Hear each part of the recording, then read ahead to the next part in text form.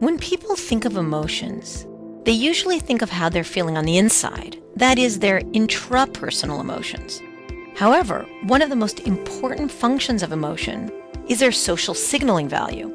Emotions aren't just inside of us, they ripple out, signaling to and influencing others. In fact, a group of people can have emotions. This is called group affect. More than a quarter century of research on group affect has revealed several fascinating findings.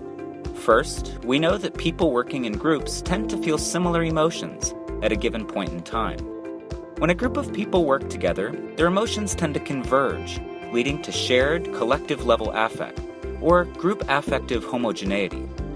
That people converge in their emotions has been shown in many different studies across many different types of groups, including ad hoc decision-making groups, groups of retail clerks, accountants, teams of military soldiers, and even teams of people playing cricket.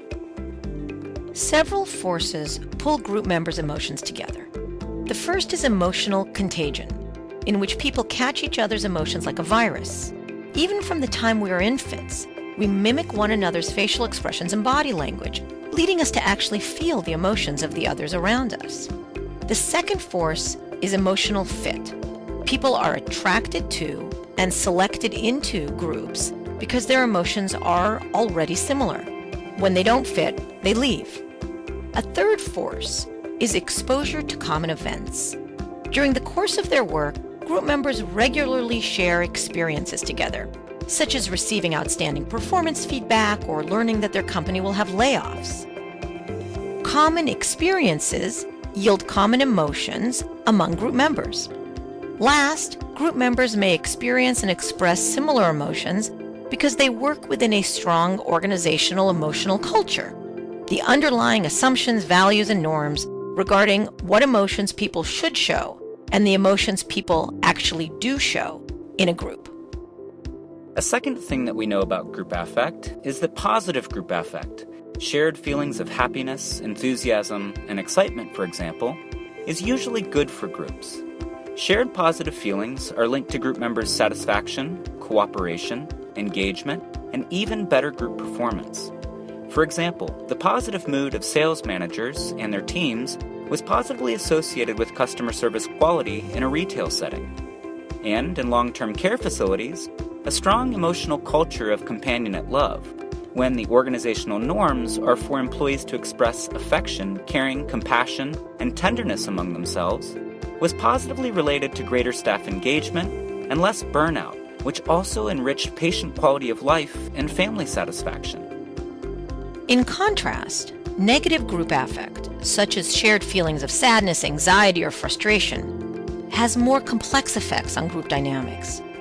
Research shows that shared negative feelings usually are linked to less satisfaction, engagement, and cooperation, as well as worse group performance. However, on occasion, negative group affect can lead to positive outcomes, like when a group that recently lost a big contract to a competitor benefits from the energizing experience of sharing anger, as long as it's brief. A third consistent finding in research on group affect is that the leader of a group can have a major influence on the feelings that group members share. This is especially true for charismatic leadership. The link between charismatic leadership and affect is so close that some researchers argue that emotions are the primary conduit through which charismatic leaders influence their followers and groups. While researchers have learned much about group affect over the past 25 years, there's still much to discover about this important phenomenon. First, although people in groups usually converge in their feelings, there are also differences in group members' emotions. This form of group affect, called affective diversity, is not as well understood. More research is needed to answer the question, how does divergence in group members' feelings influence group dynamics? Second, group emotions such as happiness, anger, or fear change over time. Real-time, process-oriented studies are needed to answer the question, how does group affect intersect with group development? Last, groups are always embedded within a societal, cultural context. For example, little is known about the intersection of affect or emotional culture with regional or national culture. what are the practical managerial implications for managing group emotion? First, when forming teams, don't overlook affective composition as an important factor to consider along with other characteristics of group members. Second, cultivate shared positive feelings to produce better group attitudes and performance. Shared negative feelings, while not always bad, will likely degrade group processes and performance in the long term.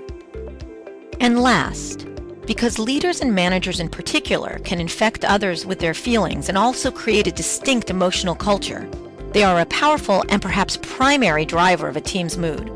If you are a manager or leader, be mindful of the emotions that you are expressing. To learn more about group affect, go to the annual review of organizational psychology and organizational behavior for the complete article.